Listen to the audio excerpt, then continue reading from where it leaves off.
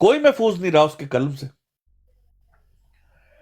کہ آپ اندازہ کرو کہ یہاں تک کہہ دیا کہ انجیل نازل ہو رہی ہے، مسیح کی حالت دیکھو کہ انجیل نازل ہو رہی ہے اور کنجری سے تیل ملوا رہا ہے. اللہ اکبر، نعوذ باللہ، استغفر اللہ. اچھا سیکر بھائی، میں اب آپ کو بتاؤں کہ مرزا غلام احمد قادیانی نے اپنی کتب میں جا بجا یہ بات لکھی ہوئی ہے صحابہ کرام کے بارے میں، اور جن میں حضرت عمر فاروق رضی اللہ تعالیٰ عنہ کا نام لے کر اس نے لکھا ہوا ہے کہ وہ حضرت عیسیٰ علیہ الصلوۃ والسلام کی حجات کے اور ان کے دوبارہ نزول کے قائل تھے. قائل تھے، بالکل. ٹھیک ہے. کہتا ہے کہ جب نبی پاک صلی اللہ علیہ وسلم کا وصال مبارک ہوا تو حضرت عمر فاروق رضی اللہ تعالیٰ عنہ جو ہیں وہ یہی بات پیش کرتے تھے کہ وہ نبی پاک صلی اللہ علیہ وسلم تو آسمان پہ اٹھائے گئے ہیں جیسے حضرت عیسیٰ علیہ الصلوۃ والسلام اٹھائے گئے. تو کہتا ہے پھر جب حضرت ابو بکر صدیق رضی اللہ تعالیٰ عنہ نے قرآن پاک کی آیت پڑھی نا، تو پھر انہوں نے جو ہے وہ اپنے اس عقیدے سے رجوع کر لیا. پھر ان کو پتہ چل گیا کہ نہیں عیسیٰ علیہ السلام فوت ہو گئے.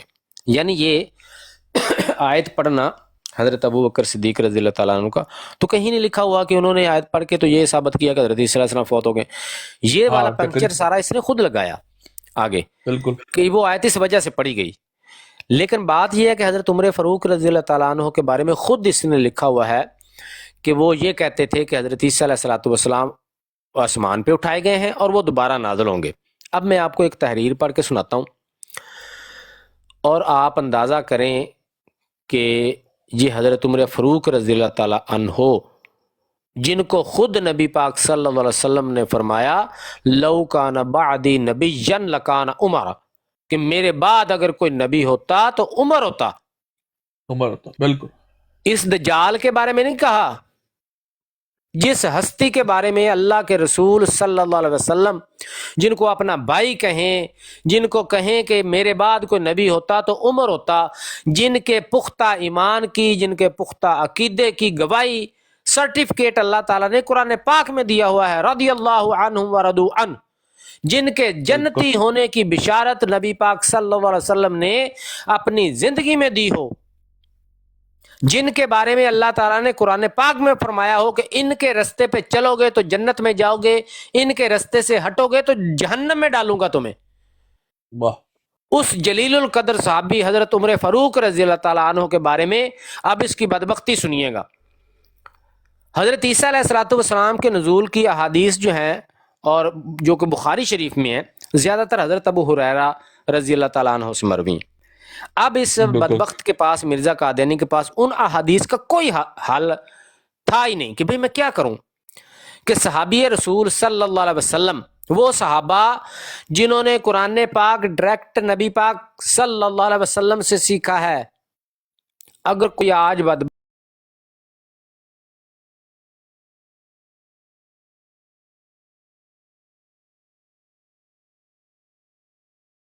کی ذات پر ہٹ کر رہا ہے، بالکل ایسے جب آپ کسی کے شاگرد، آپ استاد کو کہہ رہے ہوتے ہیں، استاد کو کہہ رہے ہیں، بے شک ایسے ہی.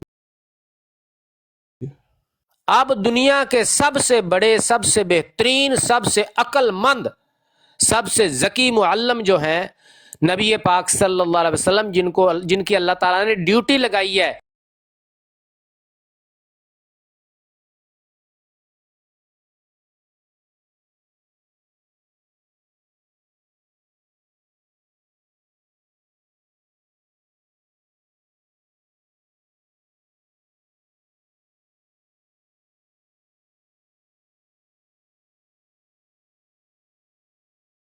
انہوں نے قرآن پاک کی آیت، حضرت ابو ہریرہ رضی اللہ تعالیٰ عنہ نے قرآن پاک کی آیات کوٹ کر کر کے بتایا کہ حضرت عیسیٰ علیہ السلام نازل ہوں گے، چاہو تو یہ آیت پڑھ لو.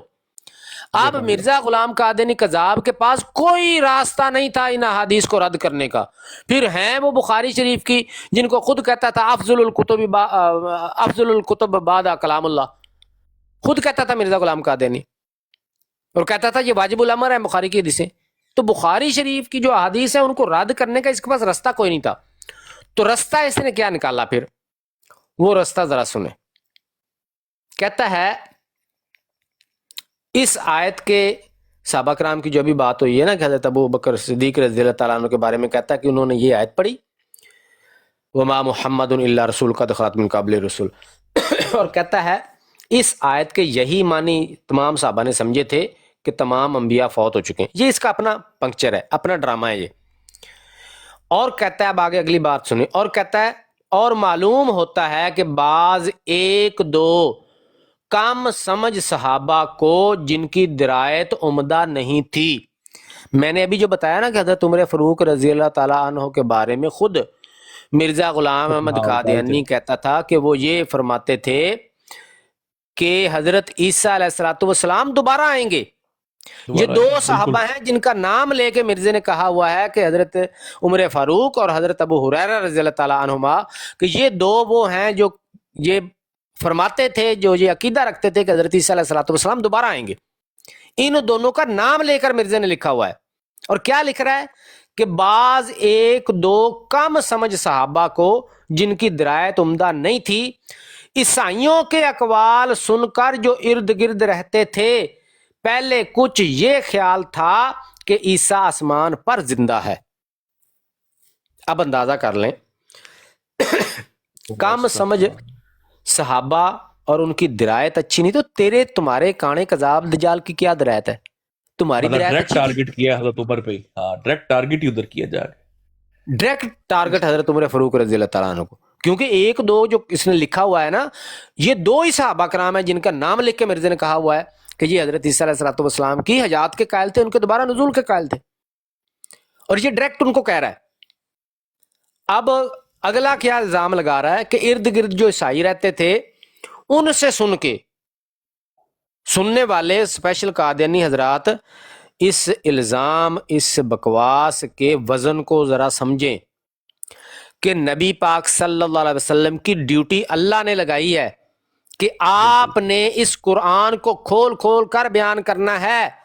اور تمہارا مرزا غلام قادیانی کہتا تھا قرآن میں 30 آیات ہیں جن سے حضرت عیسیٰ علیہ السلام کی وفات ثابت ہوتی ہے, حالانکہ ایک بھی نہیں ہے, لیکن بقول اس کے.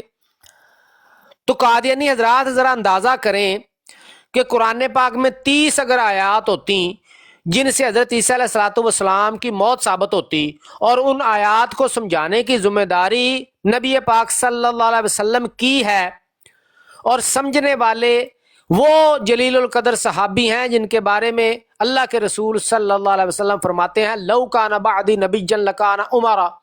اللہ تعالیٰ قرآن پاک میں جن کے بارے میں فرماتا ہے رضی اللہ عنہم ورضوا عنہ, نبی پاک زندگی میں بشارت دیتے ہیں عمر تو جنتی ہے. واہ. اب ان کے سامنے نبی پاک صلی اللہ علیہ وسلم نے یہ 30 آیات سمجھائیں تو حضرت عمر فاروق رضی اللہ تعالیٰ عنہ نے اپنا عقیدہ نعوذ باللہ ان 30 آیات کے مطابق نہیں رکھا, عیسائیوں کی بات سن کے اپنا عقیدہ بنا لیا. استغفر اللہ, توبہ. اب دو رستے ہیں قادیانیوں کے پاس. ایک منٹ ٹھہرے ذرا, ایک منٹ ٹھہر جائے ذرا. یا تو دو باتیں پھر نکلی, اللہ معاف کرے. پہلی بات یہ ہے کہ 30 آیات نبی پاک صلی اللہ علیہ وسلم نے معاذ اللہ بتائی ہی نہیں کہ یہ ادھر سے وفات نکلتی. ہاں وہ دیکھیں ان کو ایک تو عیسائیوں کا عقیدہ لے لیا قرآن چھوڑ کر, معاذ اللہ, یہ تو پہلا جو ہے تو بہت بڑی تہمت ہے. اصل تہمت تو لگا دی محمد رسول اللہ صلی اللہ علیہ وسلم کے اوپر کہ وہ 30 آیات بتا ہی نہیں سکے تھے ان صحابہ کرام کو, معاذ اللہ. اب اندازہ کریں یا تو نبی پاک صلی اللہ علیہ وسلم نے وہ ان کو بتائی نہیں, سمجھائی نہیں, نمبر ایک بات. یا اگر سمجھائیں تو حضرت عمر فاروق رضی اللہ تعالیٰ عنہ نے ان کی نہیں مانی, عیسائیوں کی مان لی. یہ دو ہی رستے ہیں. بالکل. اور تیسرا جو کہ صحیح بات ہے وہ یہ ہے کہ ایسی کوئی آیت قرآن میں ہے نہیں. ہاں, تبھی حضرت عمر فاروق رضی اللہ تعالیٰ عنہ کا عقیدہ تھا کہ حضرت عیسیٰ علیہ السلام دوبارہ آئیں گے, لیکن فیصلہ مرزائیوں نے کرنا ہے. یا تو یہ مرزا غلام قادیانی کو چھوڑیں گے یا پھر نبی پاک صلی اللہ علیہ وسلم کو اور صحابہ کرام کو چھوڑیں گے, دونوں کو ساتھ نہیں رکھ سکتے. یہ یا تو یہ مانیں گے کہ مرزا نے ٹھیک کہا ہے کہ قرآن میں 30 آیات ہیں ان کی وفات کی, اگر مرزے کو سچا ماننا ہے. پھر یہ ماننا پڑے گا کہ یا تو نبی پاک صلی اللہ علیہ وسلم نے وہ آیات صحابہ کرام کو نہیں سمجھائیں، یا پھر ان کو یہ ماننا پڑے گا کہ نبی پاک صلی اللہ علیہ وسلم نے تو سمجھائیں لیکن حضرت عمر فاروق رضی اللہ تعالیٰ عنہ نے نبی پاک صلی اللہ علیہ وسلم کی بات نہیں مانی، عیسائیوں کے مطابق اپنا عقیدہ رکھ لیا۔ اگر یہ بات یہ ضیاء مانتے ہیں، بھائی، ہاں جی ضیاء بھائی ایک معذرت کا کلامی، ایک اور چیز ذرا سوچے، اگر فرض کر لیں وہ یہ بھی کہہ دیتے ہیں کہ نہیں جی نہیں، نبی پاک کی طرف سے ایسا کچھ نہیں تھا، تو کیا خدا نہ خواستہ یہ کہنا چاہتے ہیں کہ اصل قرآن کا فہم جو شرکیہ عقیدہ ہے ان کے مطابق نبی پاک سے وہ بیان معاذ اللہ کروا دیا گیا اور اصل فہم مرزا غلام احمد کو دیا؟ ہاں جی، اللہ اکبر۔ یہ مرزا نے اس کو شرکیہ عقیدہ کہا، یعنی حضرت عیسیٰ علیہ الصلوۃ والسلام کی حیات کے عقیدے کو۔ تو پھر کیا مطلب ہوا کہ اگر حضرت عمر فاروق رضی اللہ تعالیٰ عنہ بقول مرزے قادیانی کذاب کے عیسائیوں سے سن کے یہ عقیدہ انہوں نے بنایا تھا اور یہ شرکی عقیدہ ہے، تو کون ہوئے حضرت عمر فاروق رضی اللہ تعالیٰ عنہ؟ اللہ اکبر، نعوذ باللہ، معاذ اللہ۔ اچھا آگے اب چونکہ یہ سامنے بات آ گئی ہے، یہ جیسے یہ دھوکے دہی ڈرامے بازی کرتا تھا وہ میں چاہتا ہوں کہ یہ باتیں چونکہ کافی ساری ہیں تو ساتھ ساتھ کچھ جتنی زیادہ بیان ہو سکیں وہ کر دیں۔ اس نے جہاں یہ بات لکھی ہوئی ہے نا، وہاں پہ ایک حضرت حسان بن ثابت رضی اللہ تعالیٰ عنہ کا ایک شعر لکھا ہوا ہے۔ اب اس شعر میں بھی دیکھیں اس نے بکواس بھی کیسی کی ہوئی ہے اور ڈنڈی کیسے ماری ہوئی ہے۔ وہ ہے کنت سواد الناظری فآمی علیک الناظر، کہ میں تو جو ہے وہ آپ صلی اللہ علیہ وسلم جو ہے وہی میری آنکھوں کی ٹھنڈک تھے، تو ان کی وجہ سے تو میری آنکھوں کی ٹھنڈک ہی ختم ہو گئی ہے۔ من شاء بعد کا فلیمت، آپ کے بعد جو چاہے مرے، فعلیک کنت حاضر، مجھے تو بس آپ کا ہی ڈر تھا۔ یہ ہے ان اشعار کا مطلب۔ مرزا نے کیا لکھا ہوا ہے؟ کہتا ہے اب جو چاہے مرے، عیسیٰ ہو یا موسیٰ۔ عیسیٰ موسیٰ کے بیچ میں بات کدھر آ گئی؟ لیکن یہاں پہ ایک بڑی نکتے کی بات ہے، وہ کہتے ہیں نا دروگو را حافظہ نہ باشد۔ اگر اس کا مطلب یہ ہے کہ حضرت حسان بن ثابت رضی اللہ تعالیٰ عنہ نے یہ فرمایا، ان کے شعر کا یہ مطلب ہے اب چاہے موسیٰ مرے یا عیسیٰ، اس کا مطلب ہے عیسیٰ علیہ السلام زندہ تھے۔ ہاں یہ بات، ہاں جی، یہ بات اس نے تو اپنا بغض نکالا ہے نا، گالی دی ہے۔ اب جو چاہے مرے، عیسیٰ ہو یا موسیٰ، اس کا کوئی ذکر نہیں، نام تک نہیں، اشارہ تک نہیں اشعار میں، لیکن اس نے یہ اپنا یہاں پہ اس نے اپنا مدجل غصہ کر نکال دیا۔ ہاں اس نے غصہ نکال دیا۔ اب جناب حضرت ابو ہریرہ رضی اللہ تعالیٰ عنہ کے بارے میں سنیں ذرا، مرزا غلام قادری نے کیا لکھا ہوا ہے۔ آپ نے کوئی بات بیچ میں کرنی ہے تو کر لیں، میں اگلی بات بیان کروں۔ نہیں، کرے جیسا کہ میں نے بتایا کہ حضرت ابو ہریرہ رضی اللہ تعالیٰ عنہ، یہ میں مرزا کی پوری عبارت ہی پڑھوں گا۔ ان سے حضرت عیسیٰ علیہ السلام کے نزول کی احادیث مروی ہیں، اور ان کو جو ہے ان کے رد کا مرزا قادیانی کے پاس کوئی رستہ، کوئی حل نہیں تھا۔ تو اس نے اب کیا حل کیا؟ جیسا کہ ایک حوالہ میں نے پہلے پڑھا ہے، کہتا ہے وہ کم فہم تھے، کم عقل تھے، ان کی درایت اچھی نہیں تھی۔ درایت اچھی ہونے کا مطلب یہ ہوتا ہے کہ اگر میں سیکر بھائی سے کوئی بات سنوں اور جب آگے کسی کو بیان کروں تو میں ویسے نہ بیان کروں جیسے میں نے سنی ہوئی ہے۔ یہ درایت اچھی جو نہ ہونا، یہ اصل میں ایک قسم کا ڈائریکٹ جو ہے یہ الزام ہے کہ کسی کی بات میں اپنی طرف سے تحریف کر کے، جھوٹ شامل کر کے بیان کرنا۔ ہاں دخل کرنا۔ اب دیکھیں، کہتے ہیں جی بعض لوگ محض نادانی سے یا نہایت درجہ کے تعصب اور دھوکہ دینے کی غرض سے حضرت عیسیٰ علیہ السلام کی زندگی پر اس آیت کو بطور دلیل لاتے ہیں، وَإِن مِّنْ أَهْلِ الْكِتَابِ إِلَّا لَيُؤْمِنَنَّ بِهِ قَبْلَ مَوْتِهِ۔ دوبارہ سنیں، مرزا قادیانی نے خود لکھا ہوا ہے کہ حضرت ابو ہریرہ رضی اللہ تعالیٰ عنہ یہ آیت پیش کرتے تھے، اور پھر آگے بکواس لکھی ہوئی ہے کہ اس آیت کے وہ ایسے ایسے معنی کرتے تھے کہ سننے والے کو ہنسی آ جائے۔ کس کے بارے میں؟ حضرت ابو ہریرہ رضی اللہ تعالیٰ عنہ کے بارے میں۔ ان کو ابو ہریرہ کیوں کہا جاتا ہے؟ ان کا نام یہ نہیں ہے، ان کا لقب ہے ابو ہریرہ۔ ان کو کیوں کہا جاتا ہے؟ یہ نبی پاک صلی اللہ علیہ وسلم نے ان کو یہ نام دیا تھا بلی کے۔ اس سے آپ اندازہ لگا سکتے ہیں کہ کتنے جلیل القدر صحابی اور کتنا پیار نبی پاک صلی اللہ علیہ وسلم کو ان سے تھا۔ آج پوری امت ان کو ابو ہریرہ کے نام سے یاد کرتی ہے۔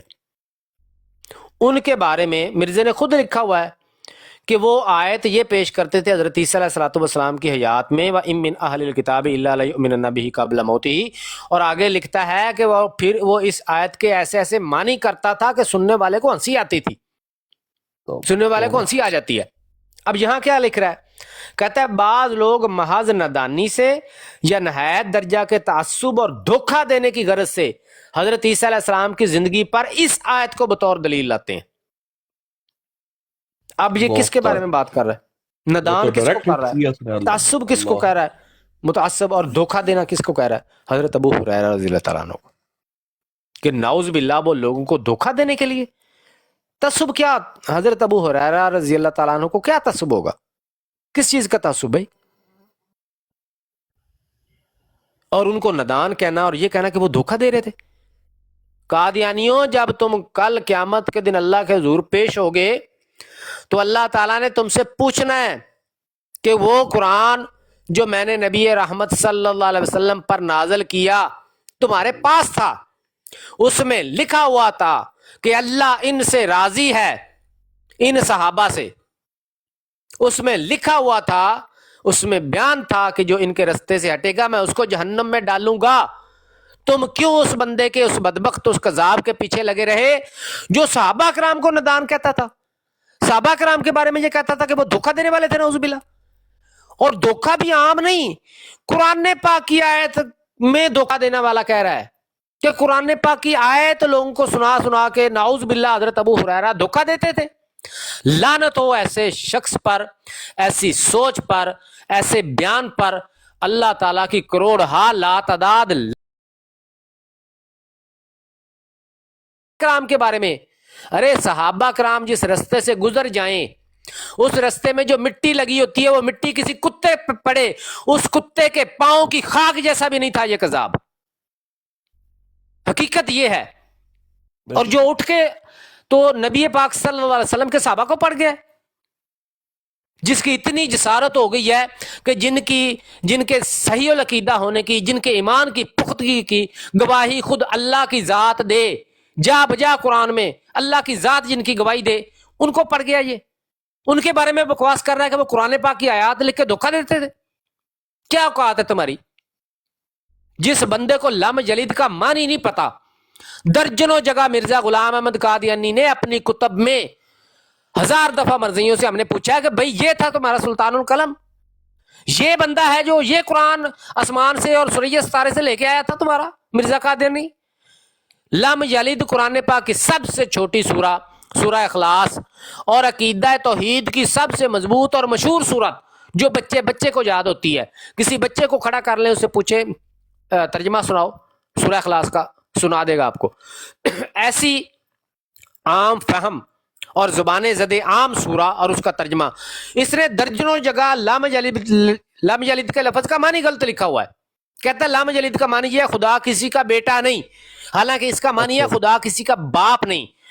وہ کذاب اور دجال جس کو خود لم یلد کا معنی نہیں پتا، لکھ کے کتابوں میں درجنوں جگہ غلط لکھ کے گیا ہوا ہے، وہ اٹھ کے تو اللہ کے رسول صلی اللہ علیہ وسلم کے صحابہ پہ بھونکے گا کہ وہ نعوذ باللہ قرآن پاک کی آیات پڑھ کے دھوکہ دیتے تھے۔ امت مسلمہ کیسے چھوڑے گی آپ کو؟ کون سی وجہ ہے جس کی وجہ سے امت مسلمہ آپ سے نرمی کرے گی؟ آپ کے لٹریچر پر پابندی کی یہ وجہ ہے مربیوں، قادیانیوں، معلموں، ان کے جماعت کے جو مبلغین ہیں ان کا مرزا غلام قادیانی کا لٹریچر چھپانا اور بات بات پہ یہ کہنا مولوی مرزا صاحب کے پیچھے چھپتے ہیں، مولوی مرزا صاحب کے پیچھے چھپتے ہیں، قرآن سے بات نہیں کرتے. وجہ یہ ہے، یہ وجہ ہے، یہ وہ ڈنڈے سوٹے ہیں مرزا غلام قادیانی کی کتابیں جو ان کے سر پہ پڑتی ہیں. ان کو پتا ہے کہ جب یہ باتیں پبلک میں آ گئیں لوگ تو تھو تھو کریں گے ہم پہ، کون منہ مانے گا چھپانے ایسی کی جگہ نہیں ملے گی. خرافات کو. بالکل. اس وجہ سے نہیں یہ مرزا غلام قادیانی کی کتابوں میں بات کرتے. اصل میں تو شرمندگی یہ ہے نا، اور منہ چھپانے کی جگہ نہیں ملتی جب سامنے مرزا غلام احمد کا حوالہ آتا ہے. اللہ بالکل معاف ایسے. کرے. اور اس کا پھر ضیاء بھائی اس کا ایک اور وجہ ہے نا، یہ کبھی بھی اس طرح نہ کرتے اگر یہ دنیا کے سامنے ڈرامہ نہ کرتے کہ ہاں ہاں ہم تو محبت کرتے ہیں، تو ہمارے اور تمہارے بیچ میں تو کوئی ہے ہی نہیں، فرق ہی نہیں ہے. اب جس ڈرامے کے سامنے جب مرزا غلام احمد کا حوالہ آتا ہے تب ان کی شرمندگی شروع ہوتی ہے نا، تب ان کے چھکے چھوٹتے ہیں. بالکل ایسے ہی. اب آگے ذرا سنیں. جی. مسلمان جو ہے وہ ذرا دل تھام کے سنیے گا. کہتا ہے جیسا کہ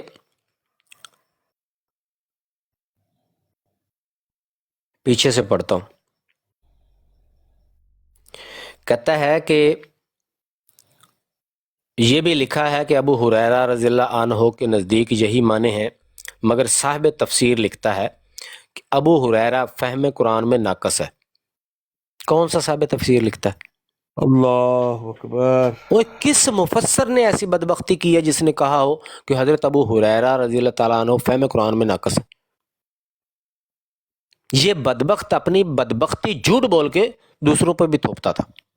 لکھا ہوا ہے جی، تفسیروں میں لکھا ہوا ہے کہ جب یہ آیت نازل ہوئی سَيُهْزَمُ الْجَمْعُ وَيُوَلُّونَ الدُّبُرَ، تو کہتا ہے کہ نبی پاک صلی اللہ علیہ وسلم نے فرمایا کہ مجھے نہیں پتا کہ یہ کس بارے میں نازل ہوئی ہے.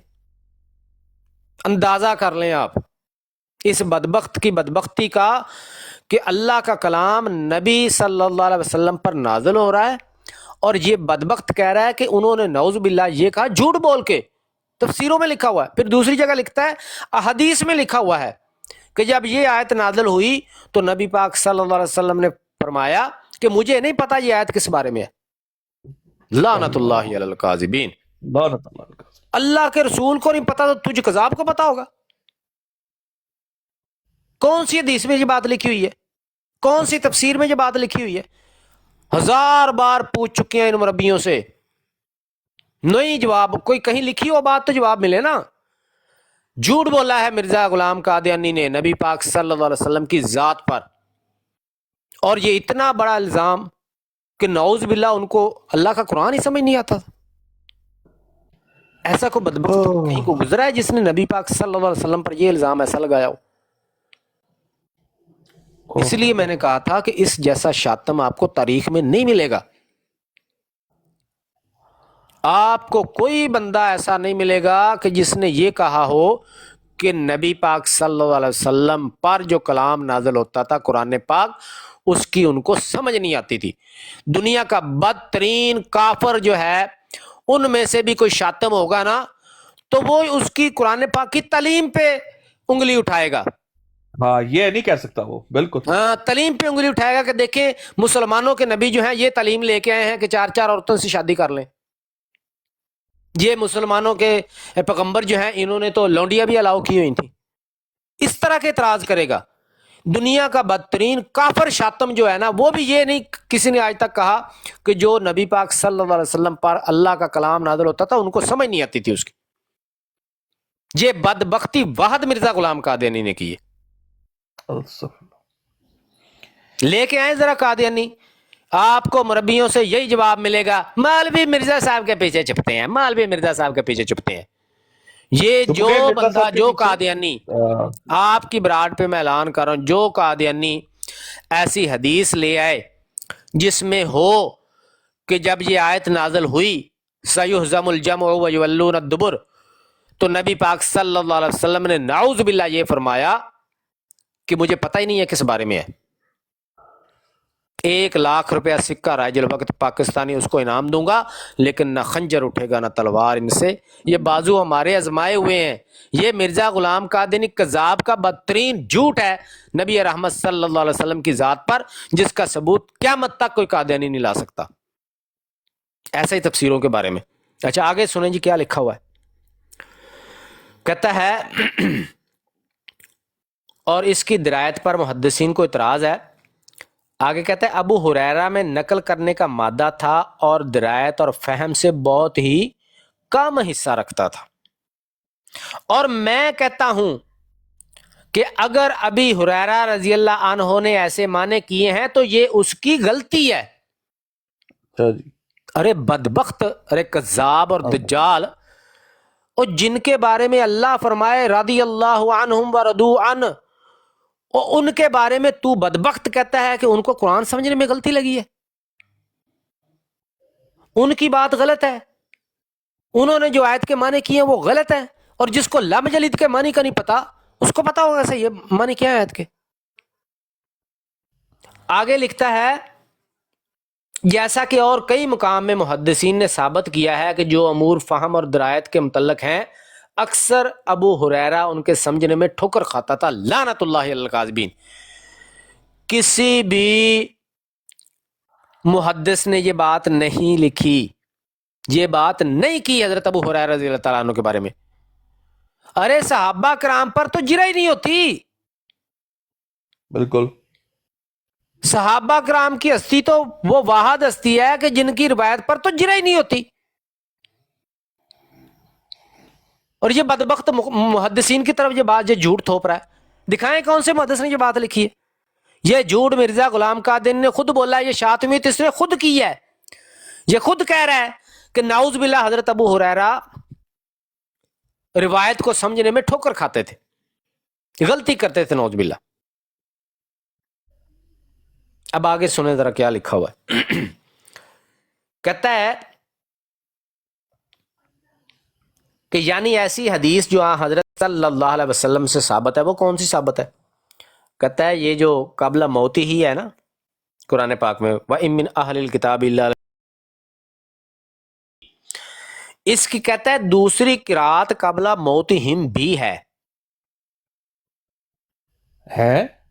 ہاں جی، اس کی دوسری قرات قبل موتہم ہے، مرزا نے لکھا ہوا ہے، اور یہ اس نے کہیں ذکر کیا ہوا ہے، کوئی ایک جو ہے وہ موضوع کوئی روایت کہیں ملتی ہے اس کا حوالہ بھی اس نے دیا ہوا ہے۔ ارے بدبختو، ارے جاہلوں کے سرداروں، کیا ایسا بھی ہوتا ہے کہ بھئی ایک قرات واحد کی ہو اور دوسری جمع کی ہو؟ تم جاہلوں کو اتنا ہی نہیں پتا، قرات جو قرآن پاک کی قراتیں ہیں وہ اصل میں قرآن پاک کا ایکسنٹ ہے، وہ یہ نہیں ہے کہ اس میں ایک قرات میں لفظ اور ہے اور دوسری میں لفظ اور ہے، بلکہ ان کو پروناؤنس کرنے کا جو ایکسنٹ ہے اس کو قرآن پاک کی اس کو قرات کہتے ہیں۔ یہ جو کہتے ہیں نا 7 قراتیں ہیں، وہ ایکسنٹ کو کہتے ہیں کہ الفاظ کو پڑھنے کا، الفاظ کو ادا کرنے کا جو ایکسنٹ ہے وہ مختلف ہے، مختلف طرح سے پڑھے جاتے ہیں، لیکن یہ نہیں کہ ایک قرات میں ضمیر واحد کی ہو اور دوسری قرات میں جمع کی ہو، ایسا نہیں ہوتا۔ ایسا تو ہو تو نعوذ باللہ قرآن پاک میں ڈاؤٹ آ جائے گا کہ واحد تو ایک کی طرف اشارہ ہوتا ہے، جمع سب کی طرف اشارہ ہوتا ہے، جمع کی طرف۔ تو کہتا ہے اس کی قرات قبل موتہم آئی ہے، پھر آگے اپنی طرف سے جھوٹ بول رہا ہے۔ کوئی دنیا کی ایسی حدیث، صحیح حدیث موجود نہیں ہے کہ جس میں یہ ہو کہ نعوذ باللہ نبی پاک صلی اللہ علیہ وسلم نے یہ فرمایا ہو کہ اس کی دوسری قرات قبل موتہم بھی ہے، کوئی بھی نہیں ہے، یہ جھوٹ بول رہا ہے اپنی طرف سے۔ پھر کہتا ہے جب حدیث سے قبل موتہم قرات ثابت ہے تو کہتا ہے اس صورت میں محض ابو ہریرہ کا اپنا قول رد کرنے کے لائق ہے، یعنی اس کی بدبختی، اس کذاب کی دیکھیں، قرآن پاک میں لفظی تحریف کر کے حضرت ابو ہریرہ رضی اللہ تعالیٰ عنہ کو جھٹلا رہا ہے، اور کوئی رستہ بھی نہیں تھا اس کے پاس۔ بالکل پہلے قرآن میں تحریف کی، اس تحریف کا سہارا لے کے حضرت ابو ہریرہ رضی اللہ تعالیٰ عنہ کو پر بکواس کر رہا ہے۔ کہتا ہے ان کا قول جو ہے وہ رد کرنے کے لائق ہے۔ آگے لکھا ہوا ہے جو شخص قرآن شریف پر ایمان لاتا ہے اس کو چاہیے کہ ابو ہریرہ کو ایک ردی متاع کی طرح پھینک دے. استغفر اللہ، استغفر اللہ، کیا کیا توبہ میں اس بدبخت توبہ۔ کی بدبختیاں آپ کو بتاؤں. کہیں یہ کہتا ہے کہ جو حدیث میری وہی یہ پٹی پٹی گئی دوست ریتر کی شیشی پیٹ پھٹ گیا منہ کالے بلہ بلہ سدھا ہویا بلہ لاہور میں ایک بے شرم ہے اس کتے کا آخری دم ہے، یہ جو کہتا ہے مجھ پہ وہی نازل ہوتی ہے نا، اس کے خلاف جو کہتا ہے حدیث آ جائے اس کو ردی میں پھینک دو. استغفر اللہ۔ اور یہاں کہہ رہا ہے کہ یہ حضرت ابو ہریرہ رضی اللہ تعالیٰ عنہ کا قول جو ہے وہ ردی میں پھینک دو. اس کذاب کا مان لو، اس دجال کا مان لو جس کو لام جلد کے معنی نہیں پتے، جس کو یہ نہیں پتا کہ اردو کا لفظ اڈی ہوتا ہے یا ایڑی ہوتا ہے، جس کو یہ نہیں پتا اردو کا لفظ آندھی ہوتا ہے یا اندھیری ہوتا ہے. اس کذاب کی مان لو، صحابہ کرام کو چھوڑ دو. اب فیصلہ آپ نے کرنا ہے، قادینی ہو آپ لوگوں نے. یہ لوگوں کو آپ کے ہی مربی بتاتے ہیں 72-73 فرقے ہو جائیں گے، حدیث میں آیا ہے، اور ایک فرقہ ناجی ہوگا، اس کے بارے میں آپ کے ہی مربی بتاتے ہیں کہ نبی پاک صلی اللہ علیہ وسلم نے فرمایا وہ ناجی فرقہ کون ہے؟ ما انا علیہ و صحابی، کہ جس پر میں اور میرے صحابہ ہیں. اور جو بدبخت جو کذاب صحابہ کرام کو ہی کہہ دے ان کی بات ردی میں پھینک دو. جو صحابہ کرام کو نعوذ باللہ کم عقل غبی، حضرت ابو ہریرہ رضی اللہ تعالیٰ عنہ کو غبی لکھا ہوا ہے اس نے. یار غبی، میں وہی اندازہ کہہ رہا کر، تھا، غبی تک بولا ہوا ہے۔ وہ دھوکہ دینے والے ان کو کہے، جو ان کو کہے وہ قرآن پاک کی آیات دھوکہ دینے کے لیے پیش کرتے تھے، وہ نعوذ باللہ ان کی درایت ٹھیک نہیں تھی، وہ ان کو قرآن کی سمجھ نہیں آتی تھی، وہ نعوذ باللہ ان پہ ان چیزوں کا الزام لگائے جو اس کے نزدیک مشرکانہ فعل ہیں. تو کیا ایسا بندہ خود جنتی ہے؟ وہ جنتی تو چھوڑ مسلمان بھی نہیں ہے.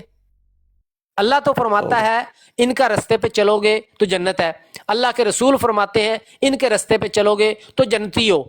اور یہ کذاب کہتا ہے کہ وہ خود صحابہ ہی غلط ہے.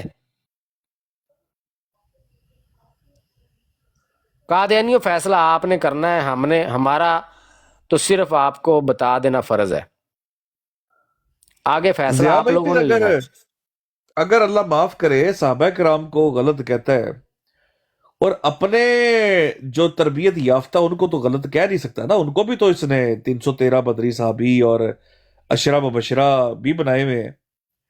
تو اللہ معاف کرے، پھر تو یہ نبی پاک صلی اللہ علیہ وسلم پہ ہی ڈائریکٹ الزام لگاتا ہے نا کہ وہ معاذ اللہ تربیت ہی نہیں ٹھیک کر پائے تھے اپنے صحابہ کرام کی. سیکر بھائی ایک تو ہوتا ہے نا انڈائریکٹ الزام لگانا جو آپ مثال دے رہے ہیں، اس نے ڈائریکٹ لکھا ہوا ہے، ڈائریکٹ اس نے لکھا ہوا ہے کہ دجال کی حقیقت، یاجوج مجوج کی حقیقت، حضرت عیسیٰ علیہ السلام کے نزول کی حقیقت. کہتا ہے یہ نبی پاک صلی اللہ علیہ وسلم کو اگر واضح طور پر بیان نہ بھی کی گئی ہو، یعنی اللہ نے دجال کی حقیقت بھی، یجوج مجوج کی حقیقت بھی، اور حضرت عیسیٰ علیہ السلام کے نزول کی حقیقت بھی اگر نبی پاک صلی اللہ علیہ وسلم کو اللہ تعالیٰ نے واضح نہ بھی بیان کی ہو، تو کہتا کوئی جو ہے وہ بات نہیں ہے، ممکن ہے. کہتا کہتا ہے ممکن ہے کہ ان کو نہ بتائی گئی ہو دجال کی حقیقت، نبی پاک صلی اللہ علیہ وسلم کو نہ بتائی گئی ہو. یاجوج مجوج کی حقیقت کہتا ہے ممکن ہے نبی پاک صلی اللہ علیہ وسلم کو تفصیل سے نہ بتائی گئی ہو. اور اپنی جماعت کے بارے میں کیا کہتا ہے کہ میں اور میری جماعت وہ ہیں جن کو دجال کی بھی اصل حقیقت بتا دی گئی ہے، یاجوج مجوج کی بھی اصل حقیقت بتا دی گئی ہے. اب آپ اندازہ کریں کہ نبی پاک صلی اللہ علیہ وسلم جو اس دین کے مالک ہیں، ان کا دیا ہوا یہ دین اسلام ہے. بے شک ہمیں تو اللہ تعالیٰ کی ذات سے متعارف کرانے والے بھی نبی رحمت صلی اللہ علیہ وسلم ہیں. صلی اللہ علیہ وسلم، بالکل. انہوں نے یہ دین دیا، ان کو نہیں پتا، اس بدبخت کو پتا چل گیا. اس سے بڑھ کے کیا گستاخی ہوگی؟ ڈائریکٹ یعنی کہ کہا ہوا ہے، ڈائریکٹ لکھا ہوا ہے، انہی الفاظ میں لکھا ہوا ہے کہ ممکن ہے کہ ان کو یہ نہ بتائی گئی ہو دجال کی حقیقت. تو کہتا ہے کوئی بڑی بات نہیں، اور اپنے بارے میں کہتا ہے مجھے بتا دی گئی ہے دجال کی حقیقت. اللہ ہی رحم تو آپ کرے. اندازہ کر لیں. توبہ توبہ توبہ، اللہ ہی رحم کرے. اور پھر اگر یہ کسی بندے کو لگ رہا ہو کہ نہیں نہیں نہیں نہیں نہیں نہیں، وہ تو اس طریقے سے تو اس طریقے سے کہا تو اس طریقے سے کہا. ضیاء بھائی جب یہ بات آپ کر رہے ہیں تو مرزا غلام احمد کی جماعت یہ بھی تو لکھ رہی ہے نا کہ مرزا غلام احمد کا ذہنی ارتقا محمد رسول اللہ صلی اللہ علیہ وسلم سے زیادہ تھا معاذ اللہ. جی بالکل ایسے لکھا ہوا ہے اس کے بیٹے نے. اور اس نے کہا ہوا ہے کہ یہ جزوی فضیلت ہے جو مسیح موعود کو محمد رسول اللہ صلی اللہ علیہ وسلم پر حاصل ہے معاذ اللہ. اندازہ کریں آپ یار. ایسے ہی ہے. یہ تو میں نے ذہنی آپ کو ارتقا بتایا زیادہ نا کہ کرا یہ کے تو دیا. واضح ہاں الفاظ اس نے بول دیے نا جزوی کہہ کے. مرزے نے تو کلی ثابت کیا ہوا ہے اپنے آپ کو. ہاں کلی طور پہ ہر چیز میں اس سے ثابت کی ہے، ہر چیز کہتا کے ہے کہ اندر. پہلے نبی پاک صلی اللہ علیہ وسلم کی نبوت اور رسالت کی ایک ذمہ داری بتاتا ہے. مرزا قادیانی کہتا ہے ان کی ذمہ داری میں دین کی تبلیغ بھی شامل تھی، اشاعت بھی شامل تھی، اور ہدایت بھی ان کے ذمہ تھی. یعنی ہدایت کی تکمیل کرنا ان کے ذمہ تھا اور اشاعت کی تکمیل کرنا بھی ان کے ذمہ تھا. کن کے ذمہ؟ نبی پاک صلی اللہ علیہ وسلم کے ذمہ. تو کہتا ہے پہلی جو ان کی بعثت ہوئی ہے نا اس میں وہ اشاعت کی تکمیل نہیں کر سکے. اندازہ کریں آپ. اب میں کہتا ہے کانا دجال آیا ہوں، میری صورت میں میں خود محمد ہوں، میں اب دوبارہ آیا ہوں، اب میں نے اشاعت کی تکمیل کرنی ہے. یعنی ذمہ داری بھی ان کی بتا رہا ہے کہ نبی پاک صلی اللہ علیہ وسلم کی ذمہ داری ہے کہ دین اسلام کی جو ہدایت کی تکمیل بھی انہوں نے کرنی ہے، اشاعت کی تکمیل بھی انہوں نے کرنی ہے. لیکن کہتا ہے اس وقت سہولتیں میسر نہیں تھیں تو ان سے اشاعت کی تکمیل اس وقت مکمل نہیں ہو سکی، وہ نہیں میں ہو نے کرنی. سکتی. بلکہ ضیاء بھائی اس کو اس نے لکھا ہے فرض منصبی. بالکل دوسرا فرض منصبی تھا تکمیل اشاعت ہدایت دین، جو ہاں نہ جی ان کے ہاتھ سے پورا ہونا چاہیے تھا مگر پورا نہ تھا. ہوا. استغفر اللہ اب استغفر اللہ. بتائیں اس سے بڑھ کے نبی پاک صلی اللہ علیہ وسلم کی کوئی گستاخی ہو سکتی ہے کہ جو ان کی ڈیوٹی ہے، جو ان کی ذمہ داری ہے، جس کی گواہی اللہ نے قرآن میں دی ہے کہ بھئی یہ آپ کی ذمہ داری ہے، آپ نے کرنی ہے. یہ اللہ خود سرٹیفکیٹ دے رہا ہے کہ نبی پاک صلی اللہ علیہ وسلم نے اپنی ذمہ داری ادا کرنے میں ذرا بھی کوتاہی نہیں فرمائی. کوتاہی نہیں فرمائی. اس کی گارنٹی اس کی تو اللہ تعالیٰ قرآن میں دے رہا ہے، اور یہ بدبخت کہتا ہے کہ ان سے یہ پوری نہیں ہوئی. تو اس سے بڑھ کے دنیا میں کون سی اور گستاخی ہوگی؟ اب جب دوسرا نبی جی پاک جی صلی اللہ علیہ وسلم کا نے ہجرت فرمائی مدینہ شریف کی طرف، تو جناب یہ مجھے یاد پڑتا ہے سیکر بھائی کہ ایک بار نا کچھ عرصہ پہلے اسی طرح ہم گفتگو کر رہے تھے اور اس کے نا خلیفہ مرزا طاہر کے بارے میں بات ہو رہی تھی، اور ہم آپس میں بیٹھے ہوئے تھے تو بات کر رہے تھے کہ کیسے ضیاء الحق کے دور میں جب پابندیاں لگیں یا وہ قادیانی آرڈیننس آیا تو وہ یہاں سے دم دبا کے بھاگا اور گیا جناب ادھر انگلینڈ چلا گیا. تو یہ دم دبا کے بھاگا کے الفاظ جو تھے نا، یہ نیچے مرزئی سن رہے تھے، یہ اس کی یوٹیوب کی بات ہے، یوٹیوب پہ لائیو کر رہے تھے. تو آگے اوپر مرزئی تو آ کے اس نے اتنی اس کو مرچیں لگیں، اتنا گالی گلوچ اس نے کیا اور کہتا ہے آپ توہین کر رہے ہیں، بکواسیات کر رہے ہیں، آپ ہم ان کو خلیفہ مانتے ہیں، وہ ہمارے خلیفے ہیں، ہم آپ سے کیا بات کریں گے جب آپ جو ہے وہ ہمارے سامنے بیٹھ کے تو ایک طرف ہمیں بلاتے ہیں کہ آؤ ہم سے ڈیبیٹ کرو، دوسری طرف ہمیں سامنے بٹھا کے ان کی توہین کرتے. میں نے کہا بھائی کون سی توہین؟ یہ جو آپ بکواس کر رہے ہیں کہ جی وہ دم دبا کے بھاگ گیا تھا. مرزا غلام قادیانی نے نبی پاک صلی اللہ علیہ وسلم کے بارے میں یہ لفظ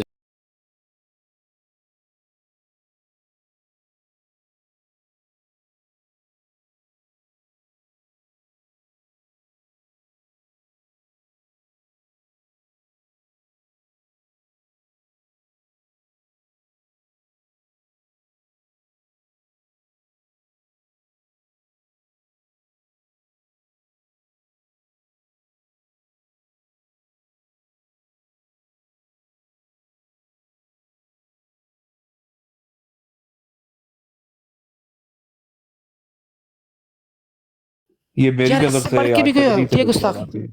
شاکنگ ہے یار. اوہ، بالکل یہ لفظ لکھا ہوا ہے. اللہ.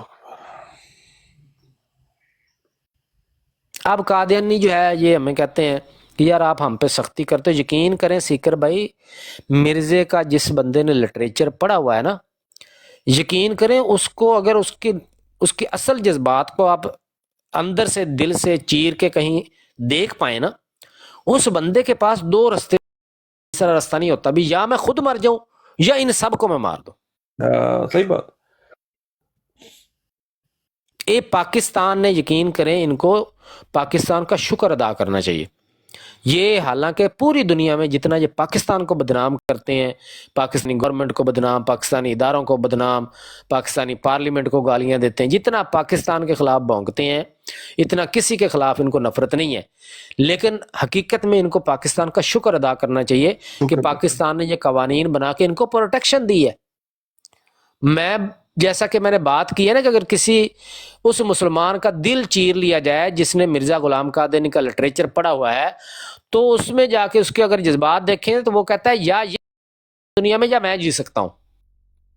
صحیح بات. اس سے بغیرتی جو مرزا قادیانی نے نبی پاک صلی اللہ علیہ وسلم کے بارے میں اپنی کتب میں اور باقی پیغمبروں کے بارے میں اپنی کتب میں جو بغیرتیاں کی ہوئی ہیں، جو شاتمیت کی ہوئی ہے، جو گالیاں دی ہوئی ہیں، وہ پڑھنے کے بعد بندہ یہی کہتا ہے کہ یا یہ نہیں ہونے چاہیے اس جہان میں یا مجھے نہیں ہونا چاہیے. دونوں کٹھے نہیں رہ سکتے. تو ان کو تو شکر ادا کرنا چاہیے کہ پاکستان نے یہ قانون بنا کے تو ان کو پروٹیکشن دی ہے کہ آج ہم پاکستانی ہیں، ہم اپنے قانون کو فالو کرتے ہیں. تو ہمارے علماء بھی نہیں کہتے کہ بھئی ان کو مار دو یا کچھ کر دو. تو یہ پروٹیکشن اور ان کو آپ ملی ہوئی ہے. دیکھیں کتنے دھڑلے سے کہتے کھولو نا پھر ہماری کتابیں. ہاں اوے جی، شکر اللہ کا ادا کرو تمہاری کتابیں بند کی ہوئی ہے. یہ پاکستانیوں کو اگر سننے کو مل جائے. ضیاء بھائی یہ جو حوالے آپ پڑھ رہے ہیں، یہ اگر 9 بجے کی خبر نامے کے اندر بیٹھ کر نیوز اینکر پڑھ کے سنائے ہم پاکستانیوں کو کہ یہ دیکھیں جی کتاب میں اس کی کیا لکھا ہوا ہے، تو کیا بنے پاکستان میں؟ اللہ معاف کرے. جب نیوز میں بتایا جائے گا کہ قرآن پاک کی آیت نبی پاک صلی اللہ علیہ وسلم پر نازل ہوئی اور ان کو پتہ ہی نہیں چلا کہ اس کے معنی کیا ہیں، ہوئے ہوئے ہوئے. اتنی سی بات، صرف یہ اتنی بات کر دے کوئی، میں کہتا ہوں دنیا کا جو مسلمان سمجھے گا وہ اس بات کرنے والے کی زبان تو چھوٹی سی چیز ہے، وہ اس کے جسم کا ریزہ ریزہ کر دے گا کہ تو یہ بکواس نبی پاک صلی اللہ علیہ وسلم کے بارے میں کر رہا ہے. ان کے خلیفے کو کہو کہ وہ یہاں سے بھاگ گیا تھا انگلینڈ، تو ان کو جتنے ان کے جسم میں سوراخ ہیں ہر سوراخ سے دھواں نکلتا ہے بالکل. خلیفے کے بارے میں. اور مرزے نے یہ لفظ نبی پاک صلی اللہ علیہ وسلم کے بارے میں لکھ کے کتاب میں چھاپا ہوا. کیا پاؤ. کہنے والا جو لفظ ہوتا ہے وہ تو ایک بار ہم نے کہا نکل گیا منہ سے، ایک بار کسی نے سنا. لکھا ہوا جو ہے وہ تو جب بھی پڑھو گے وہی لفظ آپ کو ملے گا، جب بھی پڑھو گے وہی لفظ ملے گا آپ کو. تو کیسے مسلمان ٹالریٹ کر سکتے ہیں بھائی ان مرضیوں کو؟ سنیں ذرا یہ کیا لکھا ہوا ہے. جی جی. نبی پاک صلی اللہ علیہ وسلم کا یہ عبرانی زبان میں جو لفظ ہے ایک فارکلیت، اس کے بارے میں مرزا نے کیا لکھا ہوا ہے؟ کہتا ہے حضرت عیسیٰ علیہ السلام نے اپنے بعد فارکلیت کے آنے کی پیشگوئی کی تھی. جتنے بھی کمزور دل کے مسلمان ہیں نا جن سے برداشت نہیں ہوگا وہ برائے مہربانی نیچے سے چلے جائیں. یہ ایسی بدبختی ہے کہ آپ اس کو سن نہیں پائیں گے. کہتا ہے حضرت عیسیٰ علیہ السلام نے اپنے بعد فارکلیت کے آنے کی پیشگوئی کی تھی. عیسائیوں نے اس سے روح القدس مراد لی. فارکلیت کا جو لفظ ہے نا یہ آیا ہوا ہے اور مفسرین نے بھی اس کے بارے میں بیان کیا ہوا ہے کہ یہ نبی پاک صلی اللہ علیہ وسلم کے بارے میں ہے. بالکل. تو کہتا ہے عیسائیوں نے اس سے روح القدس مراد لی، حالانکہ فی الحقیقت اس سے حضرت نبی کریم مراد تھے. یہ سن لیں سارے مرزئی کان کھول کر، خود مرزا غلام قادیانی لکھ رہا ہے کہ حضرت عیسیٰ علیہ السلام نے اپنے بعد فارکلیت کے آنے کی پیشگوئی کی. خود لکھتا ہے کہ عیسائیوں نے تو اس سے مراد روح القدس لے لی، لیکن اصل میں فی الحقیقت اس سے مراد نبی کریم صلی اللہ علیہ وسلم تھے. فارکلیت سے مراد. اب آگے سنیں کیا لکھا ہوا ہے. کہتا ہے لفظ فارکلیت دو الفاظ فارق اور لیت سے مرکب ہے. لیت شیطان کو کہتے ہیں. ہوتے استغفر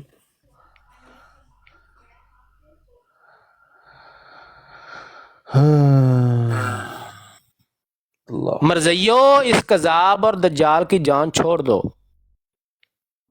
یقین کریں جب جب یہ حوالہ میرے سامنے آتا ہے نا تو یہ حالت اتنی بری ہوتی ہے کہ میرے سامنے کوئی ہو نا میں اس کو کبھی بھی نہیں چھوڑوں. نہیں برداشت ہوتا انسان سے کہ وہ نبی رحمت صلی اللہ علیہ وسلم جن کے بارے میں اللہ تعالیٰ نے صحابہ کرام کو منع فرما دیا. کون صحابہ؟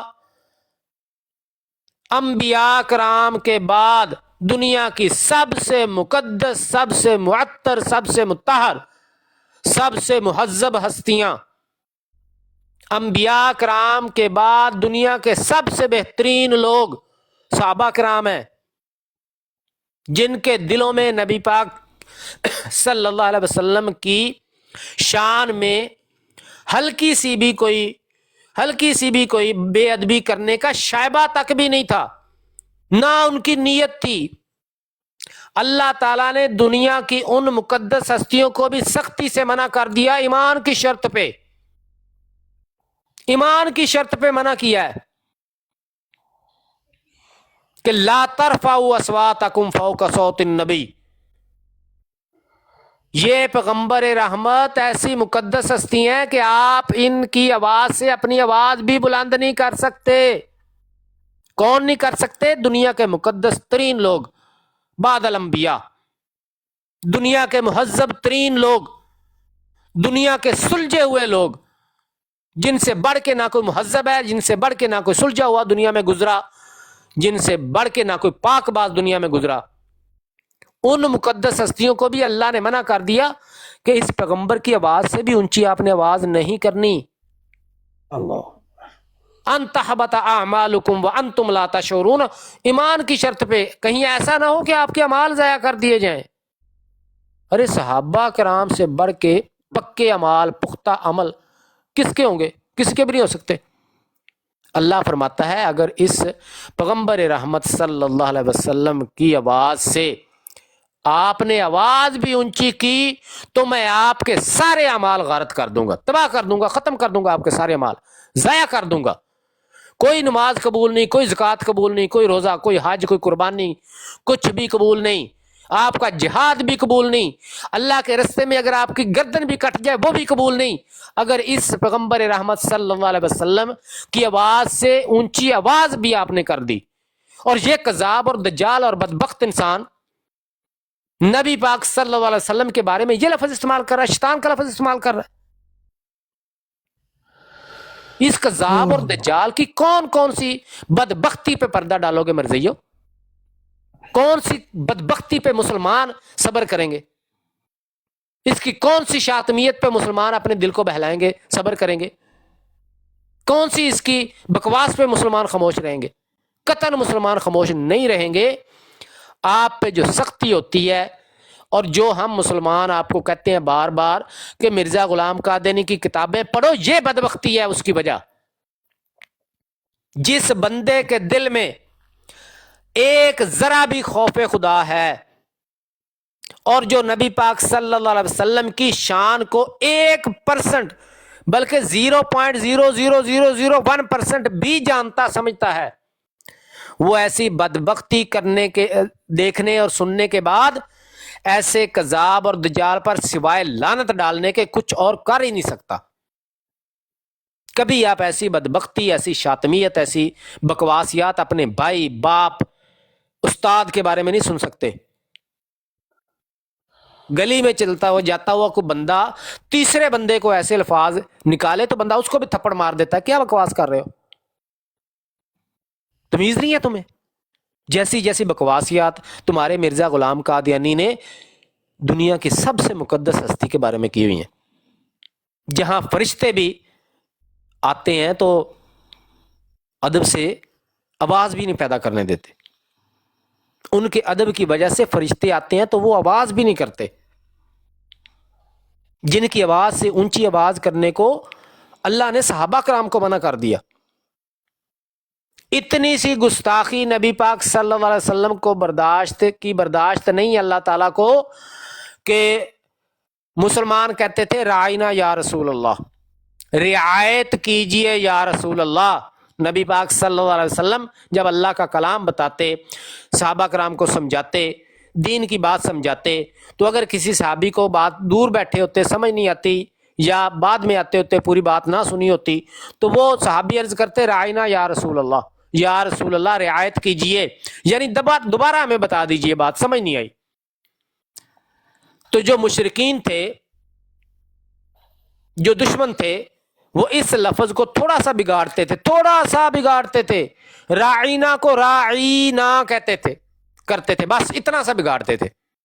راعینا کو راعینا، اتنا لفظ بگاڑ کے وہ اس سے گستاخی کا پہلو نکالتے تھے اور کہتے تھے ہمارا چرواہا. اس سے وہ مطلب کیا نکالتے تھے؟ ہمارا چرواہا. حالانکہ نبی پاک صلی اللہ علیہ وسلم نے خود بکریاں چرائی ہیں. کوئی بھی دنیا کا کام، کوئی بھی دنیا کا شعبہ، کوئی بھی دنیا کی محنت مزدوری وہ قابل شرم نہیں ہے، قابل فخر ہے. خود انبیاء کرام جو ہیں وہ محنتیں مزدوریاں کرتے رہے ہیں، اپنے ہاتھوں سے اینٹیں گارا اٹھاتے رہے ہیں. تمام انبیاء کرام نے بکریاں تک چرائی ہیں. انبیاء کرام تو انسانیت کو سبق یہ دینے کے لیے آئے ہیں کہ کام کوئی گھٹیا نہیں ہے، ہر کام قابل فخر ہے. لیکن اللہ تعالیٰ کی ذات کو یہ بھی پسند نہیں آیا کہ جائز لفظ ہے، درست لفظ ہے.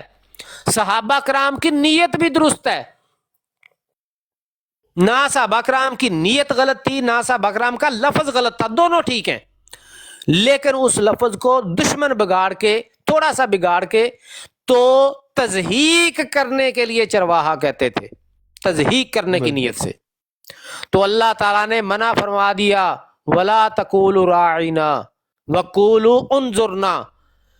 صحابہ کرام کو منع کر دیا خبردار آج کے بعد آپ نے یہ لفظ نہیں استعمال کرنا، بلکہ اب کہا کرو انظرنا، یا رسول اللہ نظر عنایت کیجئے. اللہ تعالیٰ نے لفظ بولنے سے منع کر دیا صحابہ کرام کو کہ تم نے یہ لفظ بھی نہیں بولنا جس لفظ سے دشمن کوئی غلط تھوڑا سا بگاڑ کے اس سے تضحیق کا پہلو نبی پاک صلی اللہ علیہ وسلم کی ذات کے لیے نکالیں. صحابہ کرام کو وہ اللہ تعالیٰ نے منع کر دیا. اور یہ کذاب اور دجال اتنے سیدھے سیدھے گستاخیاں، اتنی سیدھی سیدھی بکواسیات، آپ اندازہ کر لو قادیانیوں، اور اپنی آخرت کی فکر کر لو کہ جب اللہ تعالیٰ نے ان صحابہ کرام کو جن کی گواہی خود اللہ نے دی ہے کہ یہ سارے سیدھے رستے پہ ہیں، یہ سارے جنتی ہیں، اور اللہ تعالیٰ نے اپنا سرٹیفکیٹ ان کو دیا ہے کہ میں ان سے راضی ہوں، ایسا سرٹیفکیٹ دنیا میں کسی کے پاس نہیں ہے جو صحابہ کرام کے پاس ہے. ان صحابہ کرام کو جب اللہ تعالیٰ نے منع کر دیا کہ تم نے آواز اونچی نہیں کرنی ورنہ میں تمہارے سارے اعمال برباد کر دوں گا، تم نے وہ لفظ بھی ان کے لیے استعمال نہیں کرنا جس لفظ کو تھوڑا سا بگاڑ کر بھی دشمن کوئی گستاخی کا پہلو ہلکا سا بھی نکالے، ان کو اللہ نے منع کر دیا قرآن کی آیت نازل کر کے. تو سوچو اس کذاب اور دجال جس کو تم نبی اور مسیح اور پتہ نہیں کیا کچھ ماننے بیٹھے ہو، اس کا قیامت کے دن حشر کیا ہوگا جب یہ بکواسیات جو تم اپنے خلیفے کے بارے میں نہیں سن سکتے، جب ہم کہیں کہ وہ UK بھاگ گیا تھا، جب یہ لفظ قیامت والے دن پیش ہوگا اللہ تعالیٰ کے سامنے، یا اللہ تمہارے اس محبوب نبی صلی اللہ علیہ وسلم کے بارے میں اس مرزا غلام قادیانی کذاب دجال نے بھاگ جانے کا لفظ استعمال کیا ہے ان کی ہجرت مدینہ پر، جس پیغمبر رحمت صلی اللہ علیہ وسلم کی اتنی سی توہین آپ کو برداشت نہیں تھی کہ ان کی آواز سے کوئی اونچی آواز کرے، ان کو کوئی لفظ وہ استعمال کرے جو لفظ بھی ٹھیک ہو، غلط لفظ نہیں ہے، ٹھیک لفظ ہے رائنا، لیکن اس سے گستاخی کا پہلو دشمن نکالتا ہو، اس سے بھی آپ نے صحابہ کو منع کر دیا. یا اللہ اس بندے کا کیا کرنا ہے جس نے یہ سارا بھاگ جانے والا لفظ آپ کے محبوب نبی کے لیے بکواس کی ہوئی ہے. جس نے شیطان کا ان کے نام کے نعوذ باللہ 2 حصے بنا کے ایک حصے کا مطلب اس نے لکھا ہوا ہے کہ شیطان ہے، جن کے بارے میں اس بدبخت نے لکھا ہوا ہے کہ ان سے غلطی ہوئی ہے اللہ تعالیٰ کی وحی سمجھنے میں، اور وہ اسی غلطی پر فوت ہو گئے ہیں، جن کے بارے میں مرزا غلام قادیانی نے لکھا ہوا ہے. میں آپ کو بالکل وہ آیت وہ تحریر ہی پڑھ کے سناتا ہوں تاکہ ہاں تحریر سے بات پوری. ہاں تاکہ آپ کو پتہ چلے کہ اس بدبخت نے نبی پاک صلی اللہ علیہ وسلم کے لیے کیا بدبختیاں کی ہوئی ہیں. لکھا ہوا ہے، اور خدا تعالیٰ نے حضرت صلی اللہ علیہ وسلم کے چھپانے کے لیے ایسی ذلیل جگہ تجویز کی جو نہایت متعفن اور تنگ اور تاریک اور حشرات الارض کی نجاست کی جگہ تھی.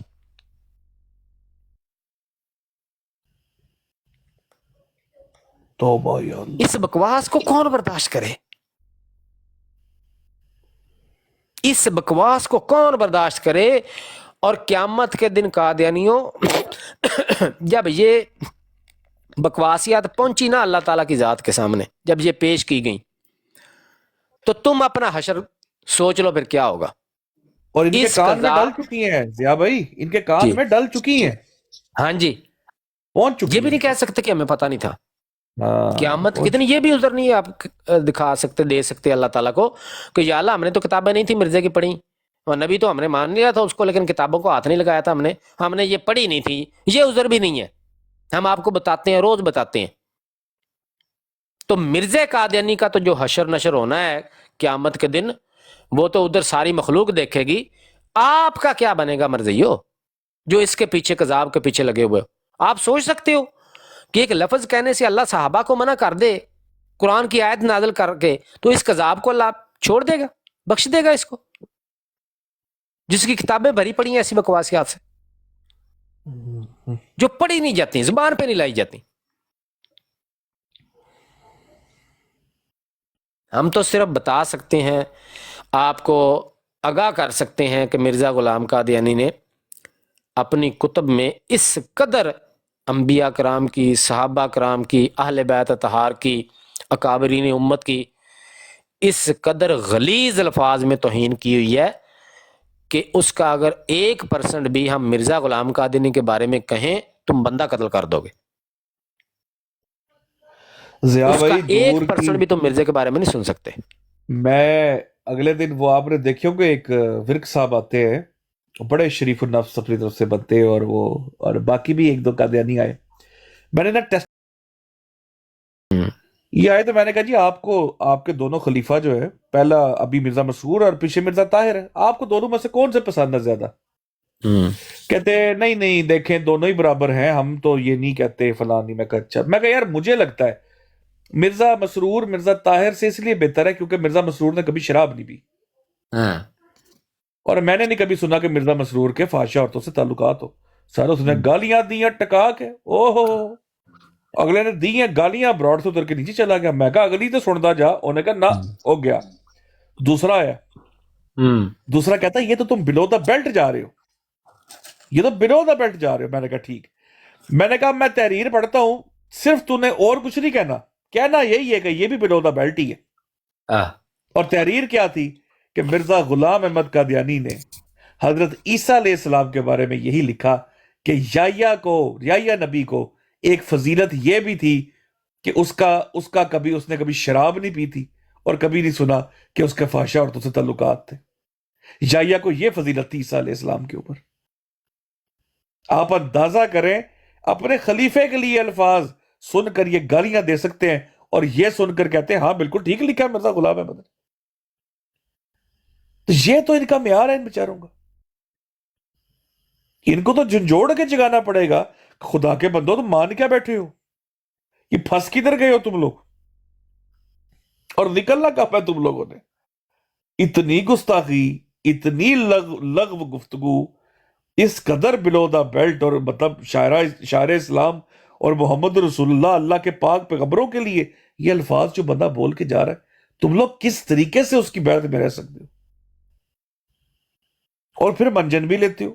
کمال ہو گیا یار. بس یہ میں جی آپ یہاں پہ آپ نے پڑھ رہے تھے ڈاکٹر۔ ایک ان کے اخبار الفضل میں 1935 کا اخبار ہے، 3 فروری کا، اس میں ایک خواب لکھا ہوا ہے. چونکہ مرزا غلام قادیانی کی تعلیم کا یہ اثر ہے کہ انبیاء کرام کی گستاخی اب ایک عقیدے کے طور پر ان میں رچ بس چکی ہے.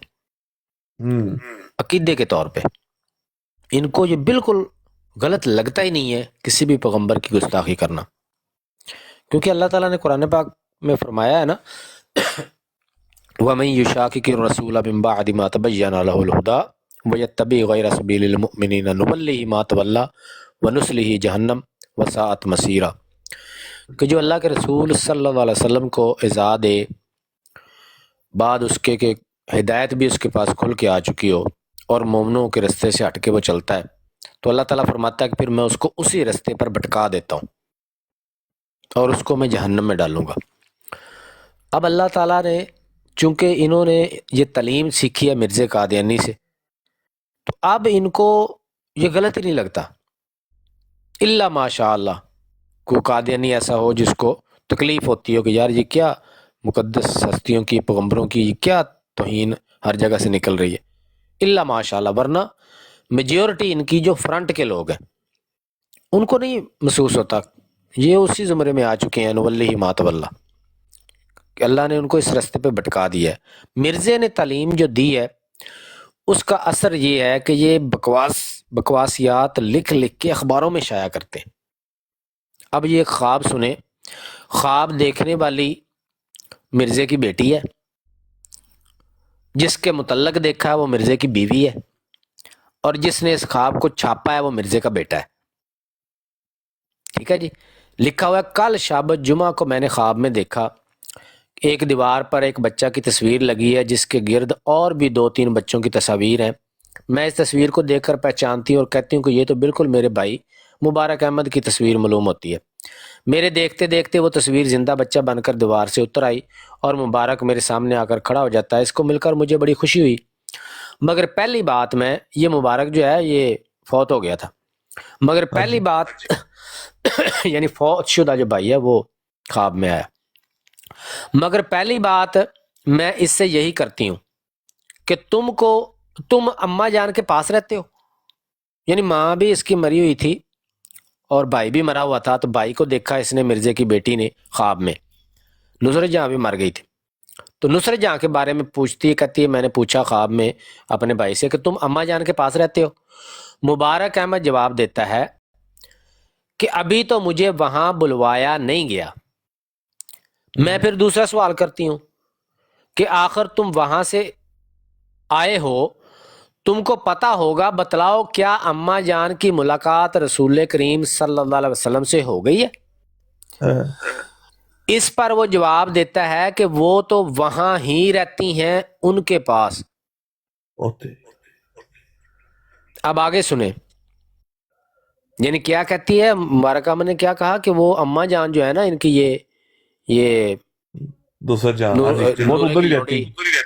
نورے کی لونڈی، اس کے بارے میں کہتا ہے یہ تو نبی پاک صلی اللہ علیہ وسلم کے پاس ہی رہتی ہیں.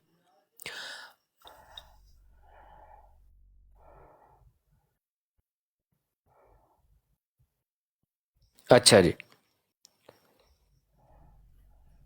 اس پر وہ جواب دیتا ہے کہ وہ تو وہاں ہی رہتی ہیں ان کے پاس. پھر میں پوچھتی ہوں کیا اسی محل میں؟ مبارک احمد بڑے زور سے کہتا ہے محل کیا بلکہ ایک ہی کمرہ میں. اللہ اکبر، توبہ، استغفر اللہ.